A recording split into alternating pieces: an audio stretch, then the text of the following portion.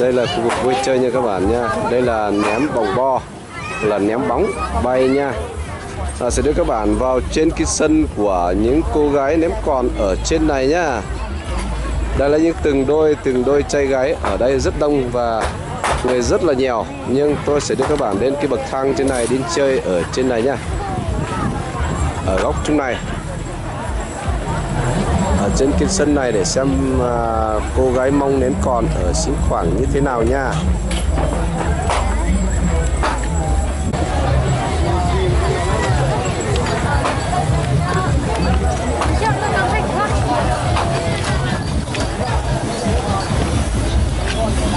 Từng cái bậc thang ở đây nha.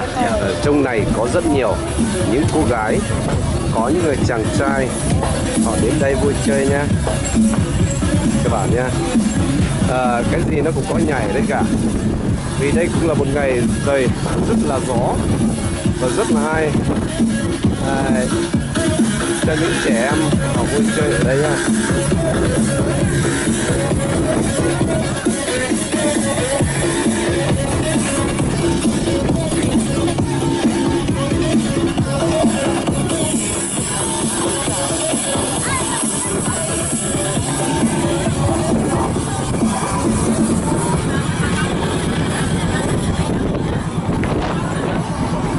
Gió rất là mạnh và gió rất là thổi rất mạnh ở xứ Quảng này. Vào mùa đông, vào mùa thu chuyển sang mùa đông này rất là lạnh nhá.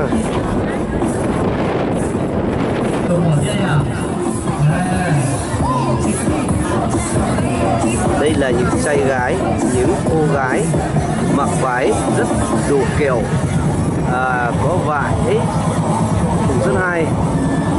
Có những cô gái mông rất to và rất là đẹp các bạn. Những đôi chân rất là tròn mà đi dép cao gót cũng rất là hay.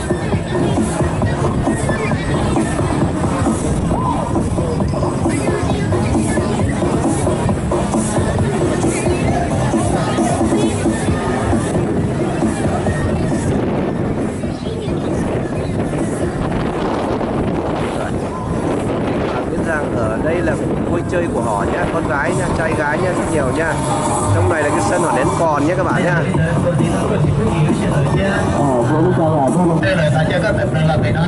Gió rất mạnh và rất là lạnh lắm. Bây giờ khoảng tầm 10 giờ trưa, cho nên là có những cô gái cũng đến đây ném còn như thế này nhé các bạn nha. Họ đến đây vui chơi và tìm những người yêu mà họ thích. Đây cũng là một khu vực mà những cô gái, những chàng trai mặc tất cả các loại áo và các loại váy mà của người Mông đã dẹp được. Những cô như thế nào vẫn có hết cả nha, đẹp lắm. Và nếu các bạn đến đây các bạn sẽ rất mê say nha.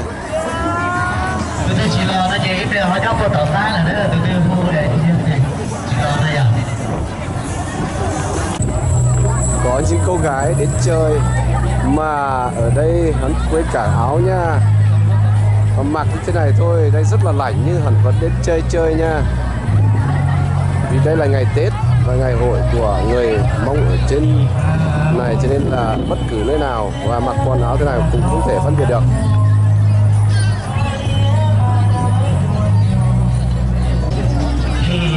Chủ yếu đến đây là họ đến chơi và xem những chàng trai và quan hệ với nhau nha các bạn nha. Có những cô gái mặc áo rất là đẹp, rất hoành tráng. Ở Lào này cũng có những bộ quần áo, và của người Mông ta ở trên này thì có rất nhiều loại quần áo nha các bạn nha. Có những cô gái rất xinh mà cũng rất to cao mà cũng rất là đẹp. Nếu các bạn mà chọn những cô gái thì không thể chọn vào những ngày này, bởi vì đây là những ngày họ đến chơi, cô nào cũng rất đẹp.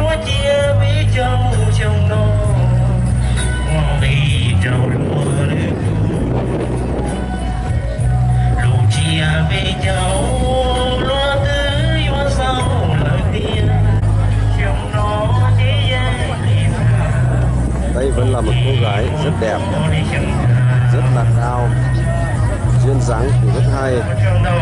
Nếu anh nào lấy được làm vợ hoặc là người yêu thì sẽ sống rất hạnh phúc nha các bạn nha.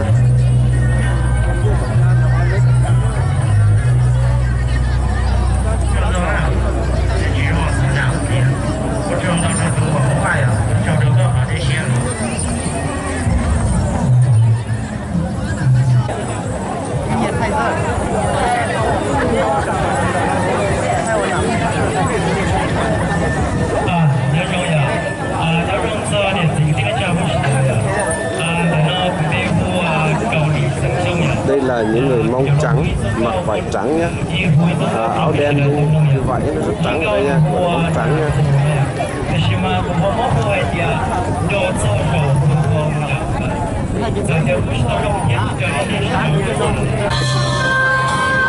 Đây là họ hát bài và đáp nhau về cái lời nói và cái tiếng nói nha, để anh nào mà thích thì vô đây chơi nha. Những cái bài hát này là quyến rũ những người chàng trai đến vui chơi và những gì để trao đổi với nhau, cái lòng với nhau nha. Cũng là một cô gái mặc rất đẹp, nhưng chắc có lẽ tuổi cũng rất cao rồi, nhưng cũng rất hay các bạn nha. Ở cái vùng này thì cô gái nào cũng có cả, những người già hoặc người trẻ vẫn có cả.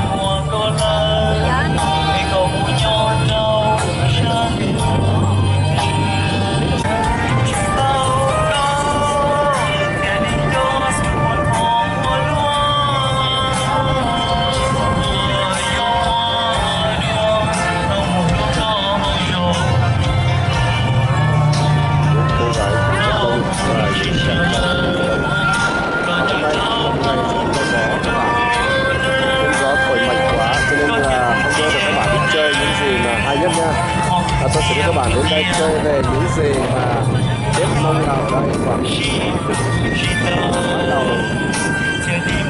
những ngày đẹp nhất.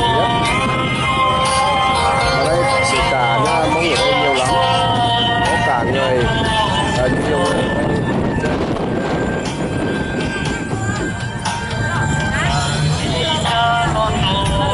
Có những cô gái cũng rất cao, cũng rất là đẹp.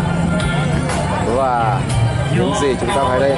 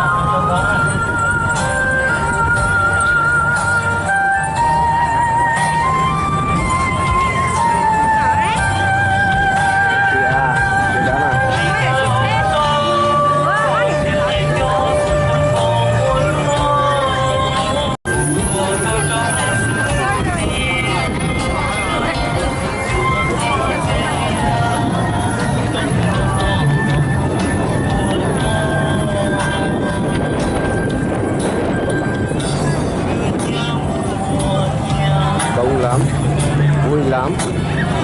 Nếu anh nào đến đây chơi và anh nào đến còn ở Lào đây thì các bạn đã thấy rằng những cô gái, những chàng trai họ đến đây chủ yếu để giao duyên những người bạn và những người quen, những người thân.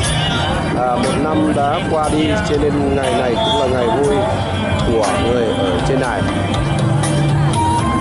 Có những cô gái đến mùa này nếu mà chọn gái thì không thể chọn được, bởi vì gái ở đây rất là đẹp và nó có nhiều cái rất là hay chứ chúng ta không thể chọn được. Nếu muốn chọn những cô gái đẹp nhất thì phải vào tận trong bản hoặc trong làng, trong thôn thì mới có những cô gái đẹp cho chúng ta xem nha các bạn nha. Đây tôi chỉ quay những cô gái đẹp nhất ở đây để các bạn xem rằng những cô nào cũng như cô nào.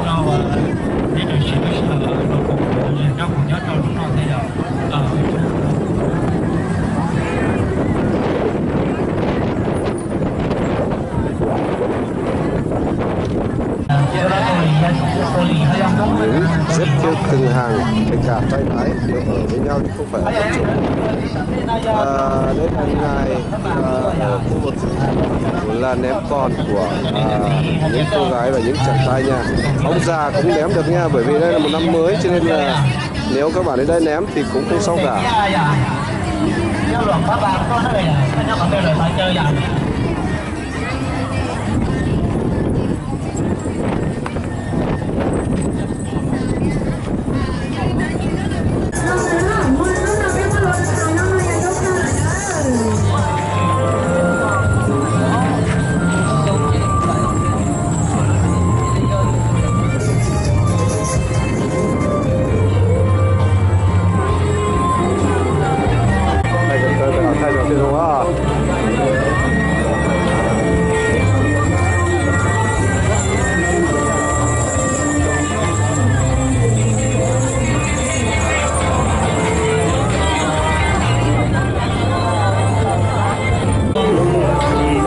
Đây đưa các bạn đến xem những gì đẹp nhất ở tỉnh Siêng Khoảng này nha, như thế này đây các bạn nha.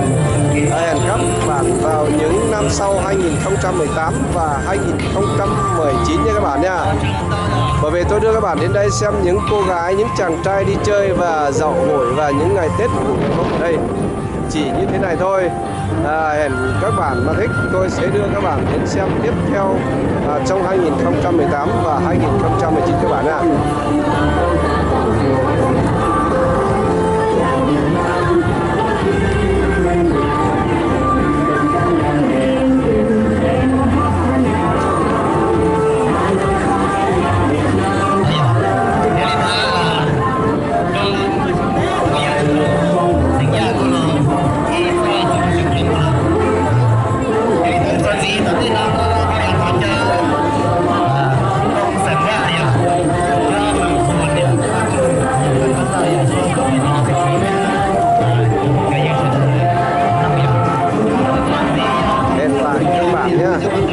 Năm sau 2018 và 19 các bạn, tôi sẽ đưa các bạn đến chơi một lần nữa ở bên Lào như thế này nha.